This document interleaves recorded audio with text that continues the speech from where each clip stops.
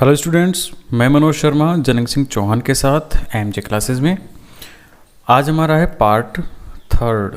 इसके अंदर Indigo lesson से हम मल्टीपल चॉइस क्वेश्चंस देख रहे हैं जो 2022 के अंदर होने वाली कक्षा 12 के एग्ज़ाम में बहुत इंपॉर्टेंट साबित होने वाले हैं।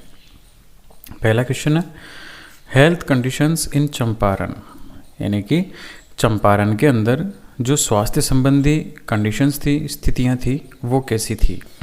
तुम्हारा आंसर होगा मिजरेबल, बहुत ही दयनीय, बहुत ही बुरी थी। Second question who volunteered to work in Champaran, Champaran के अंदर स्वेच्छा से किन लोगों ने कार्य किया। तुम्हारा आंसर होगा 2 डिसाइपल्स, 2 शिष्य थे गांधी जी के, और उन दोनों की वाइफ्स यानी उनकी बीवियां भी वहाँ पर अपनी इच्छा से काम करती थी। The representative of the planters offered to refund percent to the peasants, कि जो रिप्रेजेंटेटिव यानी जो प्रतिनिधि थे प्लांटर्स के, प्लांटर्स यानी नील के खेत के मालिक, जो नील करवाते थे, नील की खेती, उन खेतों के जो मालिक थे उनके प्रतिनिधियों ने कितना रिफंड जो है ना पैसा कितने प्रतिशत वापस करने का वादा किया पीजेंट्स को, यानी किसानों को। तो उनका वादा था 25% पैसा वापस करने के लिए उन्होंने बोल दिया था। क्वेश्चन नंबर 4 है for how long did Gandhi remain in Champaran, Gandhi कितने लंबे समय तक, हाउ लॉन्ग यानी कितने लंबे समय तक चंपारण में रहे। तुम्हारा आंसर होगा ओनली 7 months, यानी 7 महीनों तक वो रुके थे। नेक्स्ट क्वेश्चन है 5th what amount of repayment did the big planters think Gandhi would demand, कि बड़े जो मालिक थे खेतों के, नील की खेती के लिए, वो क्या सोचते थे कि गांधी कितनी डिमांड करेंगे, कितनी मांग रखेंगे पैसा वापस करने के लिए। तो उनको ये मालूम था या ये उम्मीद थी कि जो गांधी जी थे वो पूरा का पूरा पैसा वापस लेने की डिमांड रखेंगे, लेकिन गांधी जी ने ऐसा नहीं किया। उन्होंने मात्र 25% के ऊपर वो राजी हो गए थे कि 25% हमें तो रिफंड कर दो। क्वेश्चन नंबर 6 है Gandhi was summoned by, Gandhi को बुलावा भेजा गया था द लेट गवर्नर, यानी कि गवर्नर के द्वारा। तो उन गवर्नर का नाम क्या था। तुम्हारा आंसर होगा सर एडवर्ड गेट, ये नाम था गवर्नर का जिन्होंने उनको बुलावा भेजा था। तुम्हारा आंसर होगा A. Who were ready to follow Gandhi into jail, वे कौन थे जो तैयार थे गांधी के साथ जेल में जाने के लिए। तुम्हारा आंसर होगा सब के सब लॉयर्स, जितने भी वकील थे वो उनके साथ जेल में जाने के लिए तैयार थे। The magistrate asked Gandhi to furnish bail minutes, यानी मजिस्ट्रेट जो था उसने गांधी जी को कितने इनमें से मिनट्स हैं, कितने मिनट की बेल यानी जमानत देने की पेशकश की। तो हमारा आंसर होगा डी, कि उनको 120 मिनट की जमानत देने की पेशकश की गई थी।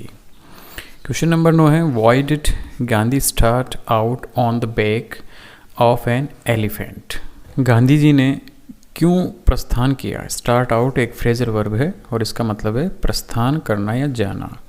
तो गांधी जी क्यों चले गए बैक यानी पीठ पर बैठकर एक हाथी के, क्यों चले गए थे, क्योंकि a peasant had been maltreated in a village near by, क्योंकि पास ही के गांव में एक किसान को बुरी तरह पीटा गया था या उसके साथ बुरा व्यवहार किया गया था, इसलिए गांधी जी वहाँ से हाथी पर बैठकर चले गए थे।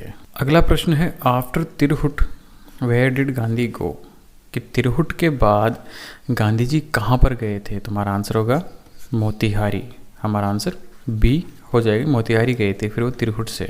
नेक्स्ट क्वेश्चन है why was Gandhi not permitted to draw water from Rajendra Prasad well, कि जो गांधी जी थे उनको अनुमति क्यों नहीं मिली पानी खींचने की राजेंद्र प्रसाद के कुएं से। तो हमारा आंसर हो जाएगा A the servant thought Gandhi was another peasant, क्योंकि नौकरों ने ऐसा सोचा था कि ये भी कोई किसान है दूसरा, इसलिए उनको पानी खींचने की परमिशन नहीं दी गई। नेक्स्ट क्वेश्चन है where is Champaran district situated, Champaran जो जिला है वो कहाँ पर स्थित है। तो हमारा आंसर होगा B in the foot hills of the Himalayas in Bihar, यानी कि बिहार के अंदर है, हिमालय की तलहटी के अंदर। नेक्स्ट क्वेश्चन देखते हैं हम। What did the British landlords demand from the peasants after synthetic Indigo was developed? कि ब्रिटिश लैंडलॉर्ड्स जो थे, जमींदार थे ब्रिटिश, उन्होंने किस चीज़ की डिमांड की किसानों से जब सिंथेटिक यानी कृत्रिम नील की खेती डेवलप कर ली गई, उसका विकास कर लिया गया, तो किस चीज़ की डिमांड की उन्होंने? तो हमारा आंसर होगा मनी एज ए कंपनसेशन, कि उन्होंने धन की डिमांड की मुआवजे के रूप में। ये हमारा आंसर हो जाएगा सी।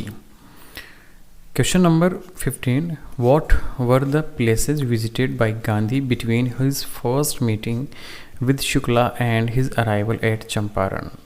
कि वो कौन कौन से स्थान थे जहाँ पर गांधी जी गए हिज फर्स्ट मीटिंग, अपनी प्रथम मुलाकात के दौरान, विद शुक्ला यानी शुक्ला से, and his arrival at Champaran, और चंपारण आने से पहले वो किन किन स्थानों पर गए थे, उनका सही क्रम। तो हमारा आंसर होगा ए, कानपुर गए थे, फिर अहमदाबाद, फिर कैलकाटा, फिर पटना और फिर मुजफ्फरपुर। नेक्स्ट क्वेश्चन है, who received Gandhi at the Muzaffarpur station? किसने गांधी को मुजफ्फरपुर स्टेशन के ऊपर रिसीव किया, उसका स्वागत किया? तो हमारा आंसर होगा जेपी कृपलानी। ये वो व्यक्ति थे जिन्होंने गांधी जी का स्वागत किया था।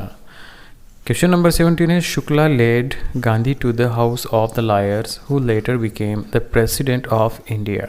ही वॉज, शुक्ला ने लीड या नेतृत्व किया था, सेकंड फॉर्म में लेड, तो शुक्ला नेतृत्व करके लेकर गए थे गांधी को उस घर पर एक वकील से मिलवाने, जो बाद में क्या बना, भारत का राष्ट्रपति बना।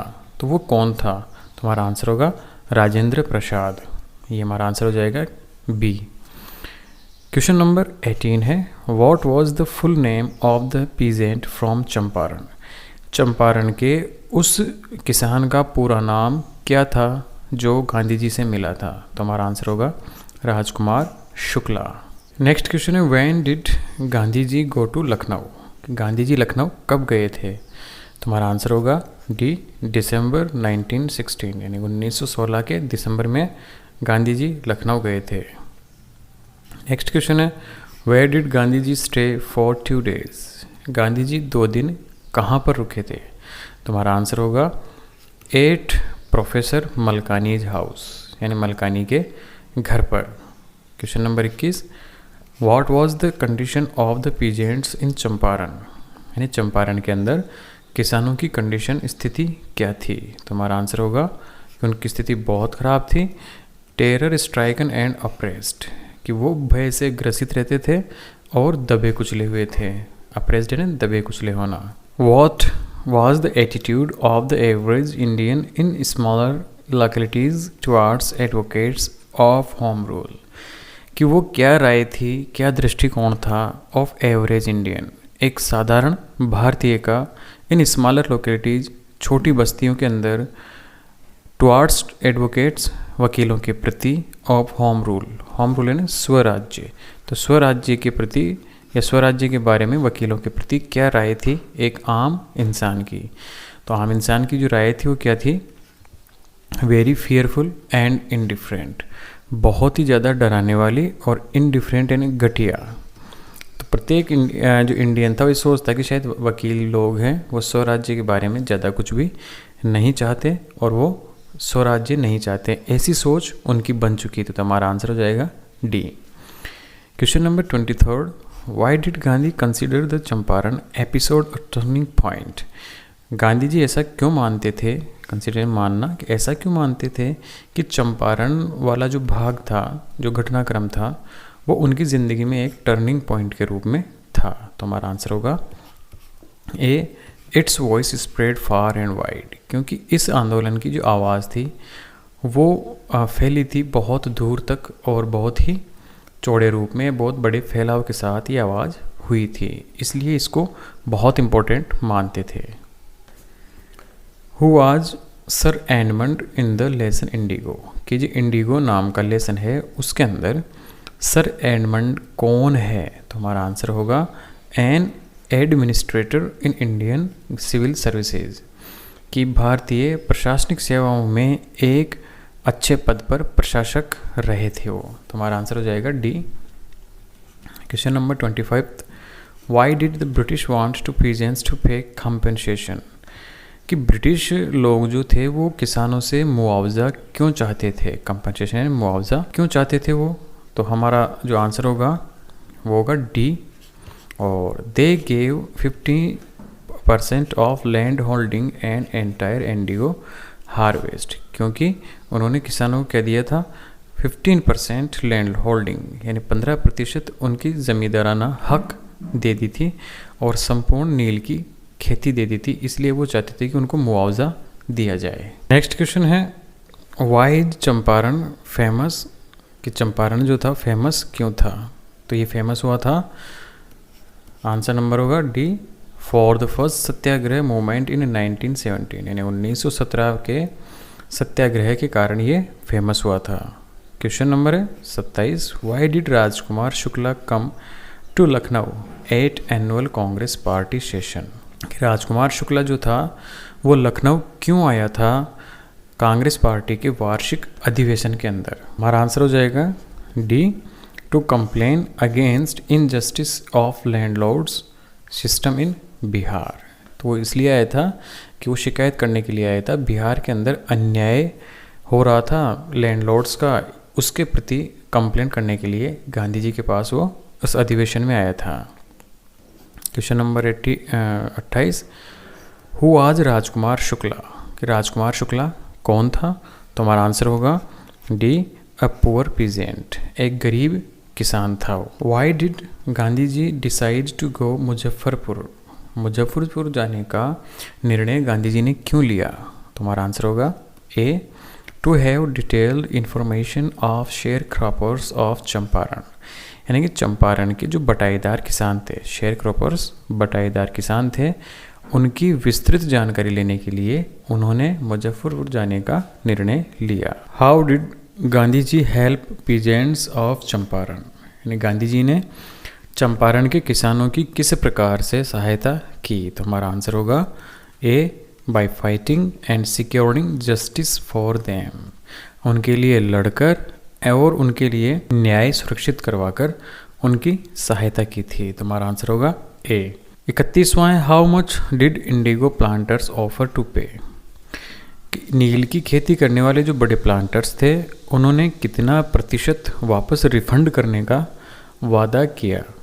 तो हमारा आंसर होगा सी, कि वो 25% उनको रिफंड करने का वादा उन्होंने कर लिया था। नेक्स्ट क्वेश्चन है, what was Gandhi ji's demand from the British landlords, कि गांधी जी ने कितनी मांग की थी ब्रिटिश ज़मींदारों से वापस पैसा लेने के लिए।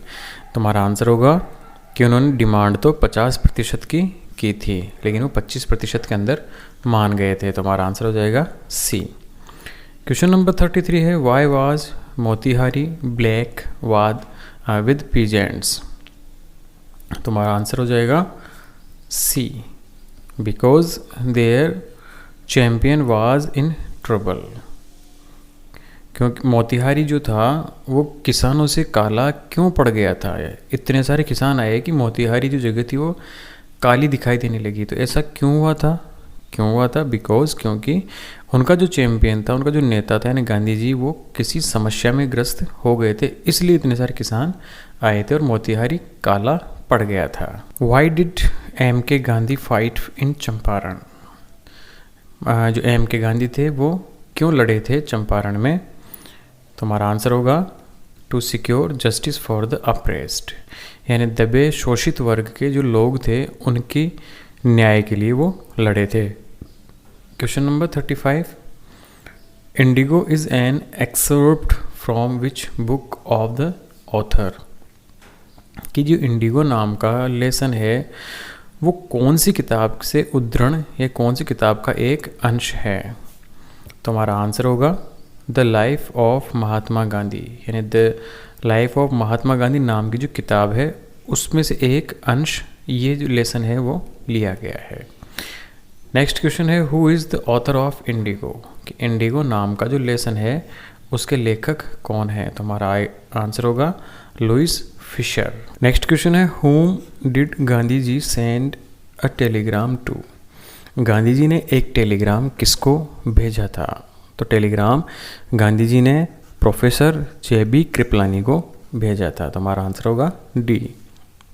Question number 38, what was the purpose of the advocates of home rule? तो जो होम रूल था, होम रूल कहते हैं स्वराज्य को, कि स्वराज्य के ऊपर जो जितने भी लॉयर्स थे, एडवोकेट्स थे, वकील थे, उनका क्या उद्देश्य था?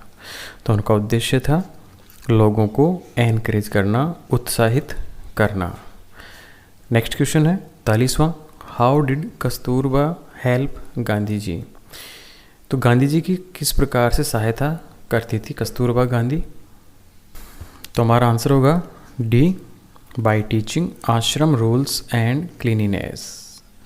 आश्रम के रूल और सफाई के बारे में बताकर कस्तूरबा गांधी गांधी जी की मदद किया करती थी।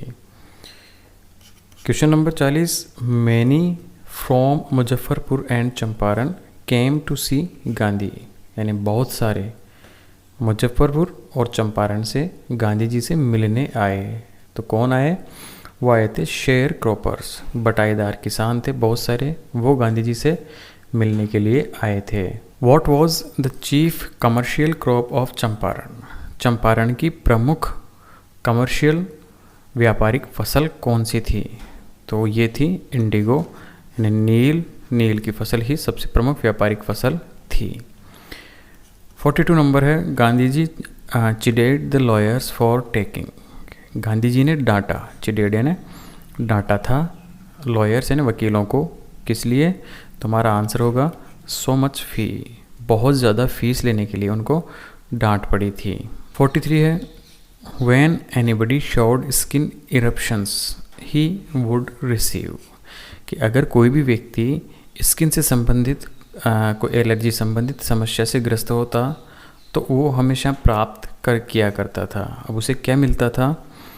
ऑइंटमेंट यानी कि एक दवा, और कैस्टर ऑयल, या कैस्टर ऑयल बोलते हैं अरंडी का तेल।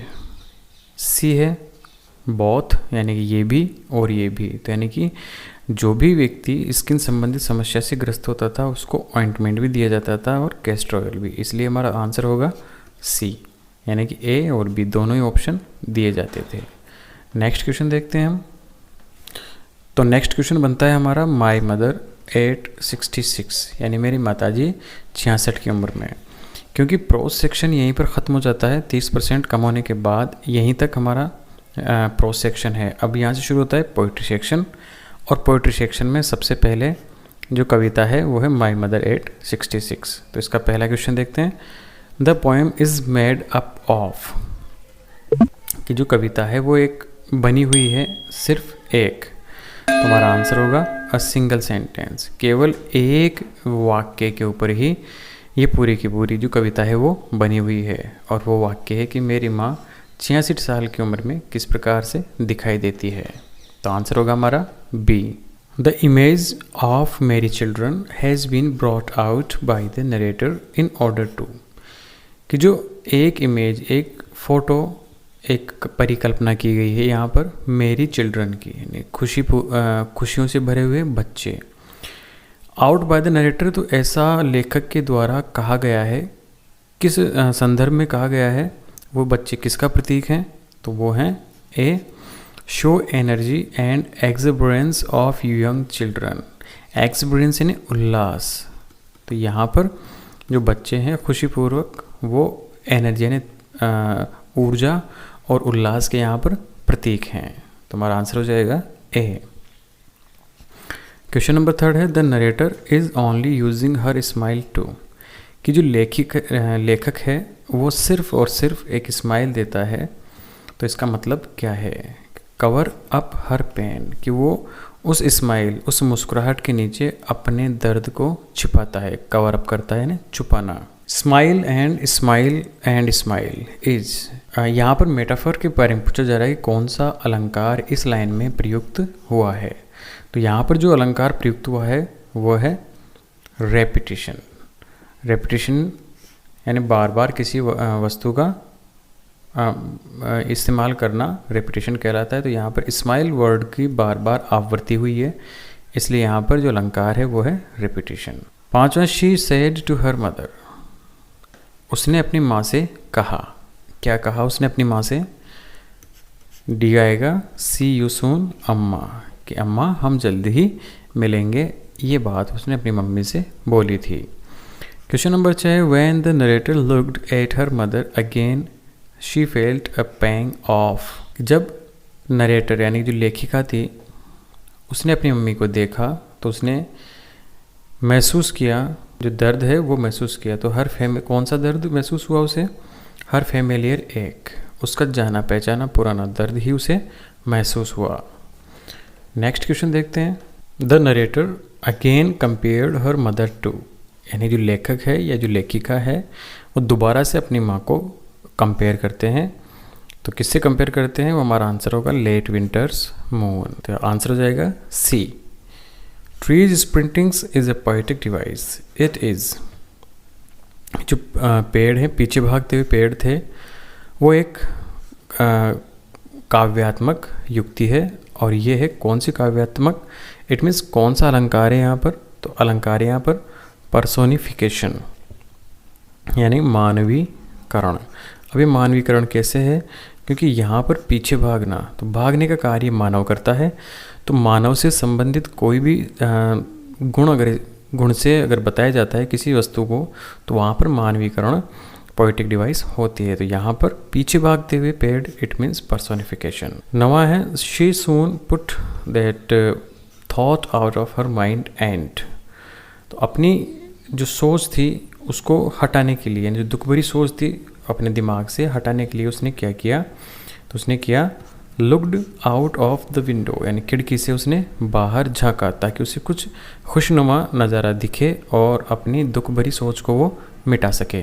The poetess says her mother looked pale like, poetess जो है यानी कि जो लेखिका हैं, कवियत्री हैं, वो कहती है कि उसकी मम्मी बिल्कुल पीली पड़ गई थी। बिल्कुल किसकी तरह? तो हमारा आंसर होगा कॉर्प्स, यानी कि मुर्दे आदमी की तरह, लाश की तरह वो पीली पड़ चुकी थी। क्वेश्चन नंबर 11 है, the person in the car beside the पोइटिस, कि वो व्यक्ति जो लेखिका के या कवियत्री के बगल में बैठा हुआ था वो कौन था? तो उसकी खुद की माँ थी। तो आंसर हो जाएगा हमारा D. 12, she was going to, वो जा रही थी। कहाँ जा रही थी वो? तो वो जा रही थी कोचीन, अपने घर से ड्राइव करके। तो हमारा आंसर होगा सी। कमला दास वाज कमला दास थी, अब क्या थी वो? बंगाली, पंजाबी, केरली या गुजराती? तो हमारा आंसर होगा केरल, क्योंकि केरला से थी तो इसलिए answer C. What were the words she used while parting from the mother, कि जब लेखिका अपनी माँ से दूर जा रही थी तो उसने कौन से शब्द प्रयोग में लिए? तो सी यू सून। अब सी यू सून देखते अगर आप सॉल्व करोगे तो गलत हो जाएगा, क्योंकि चारों में ही सी यू सून लिखा हुआ है। तो लास्ट में यहाँ पर बा है, बीजी है, माता जी हैं और अम्मा। तो वहाँ पर उसने जो यूज़ किया था वो था सी यू सून अम्मा। तो हमारा आंसर होगा डी। 15th क्वेश्चन है, whose house the poet was living, जो लेखिका है वो किसके घर पे रह रही थी? तो हमारा आंसर होगा अपने माता पिता के घर पर वो रह रही थी। What does the expression smile and smile signify, कि ये जो शब्द हैं तीन, स्माइल एंड स्माइल यानी मुस्कुराहट और मुस्कुराहट, ये किस चीज़ को दर्शाता है? तो हमारा आंसर होगा poet's desperate efforts to hide her fears, यानी जो लेखिका है वो निराशापूर्वक प्रयास करती है अपने डर को छुपाने का। क्वेश्चन नंबर 17 है, which rhyming scheme is used in poem, तो यहाँ पर कोई राइमिंग स्कीम नहीं है तो हम उसको बोलेंगे फ्री वर्स। तो आंसर है हमारा D.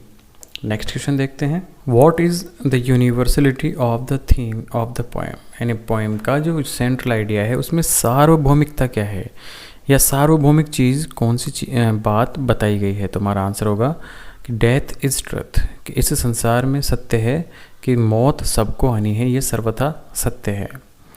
Question number 19, what do the parting words see you soon Amma signify, कि जब वो अलग हो रहे थे तो उन्होंने एक शब्द बोला एक दूसरे से कि सी यू सून अम्मा, कि हम जल्दी ही मिलेंगे, लेखिका ने बोला अपने मम्मी से। इस चीज़ किस चीज़ को शो करती है, दर्शाती है किस चीज़ को? तो हमारा आंसर होगा her optimistic farewell full of cheerfulness, कि वो आशावादी है और खुशियों से भरी हुई है कि जल्दी ही मिलेंगे। क्वेश्चन नंबर 20 है what does ashen face signify, कि यहाँ पर एसन फेस यानी रक्तहीन या वर्णहीन जो चेहरा है वो किस चीज़ को दर्शाता है? तो हमारा आंसर होगा C pale and lifeless face of poet's mother, यानी लेखिका का जीवन विहीन और पीला मुरझाया हुआ चेहरा। नेक्स्ट क्वेश्चन देखते हैं what did the poor poet realise with pain, कि जो कवियत्री थी वो उसे कौन सा दुख दिखाई दिया है और क्यों दुख से ग्रसित हुई? तो हमारा आंसर होगा कि her mother's appearance like a corpse, कि उसकी मम्मी एक शव की भांति, एक लाश की भांति दिखाई दे रही थी, इसलिए उसे एक दुख हुआ। तो हमारा आंसर हो जाएगा ए। अब देखते हैं next question what is the kind of pain and ache that the poet feels, कि वो किस प्रकार का दुख था जिसे लेखक या लेखिका जो है महसूस करती है? तो हमारा आंसर होगा लूजिंग हर मदर, कि अपनी माँ को खोने का जो डर था उसको महसूस करती है। क्वेश्चन नंबर 23 है who is the poet of this poem, इस कविता के लेखक कौन है? तो हमारा आंसर होगा कमला दास, कमला दास ने इसको लिखा है। क्वेश्चन नंबर 24 है what pangs did she feel when she looked at her mother, तो यानी कौन से पैंस यानी कौन से दुख, लेकिन यहाँ पर पैंग्स मुझे गलत शो हो रहा है और ऐसा भी आपको लग रहा होगा क्योंकि हमारी जो पोएम है उसमें शब्द आया है पेन, लेकिन एक्चुअली ये है कि पैंग्स और पेन सेम है, यानी कि हम पैंग भी लिख सकते हैं और पेन भी लिख सकते हैं, दोनों ही वर्ड्स का मतलब होगा दर्द।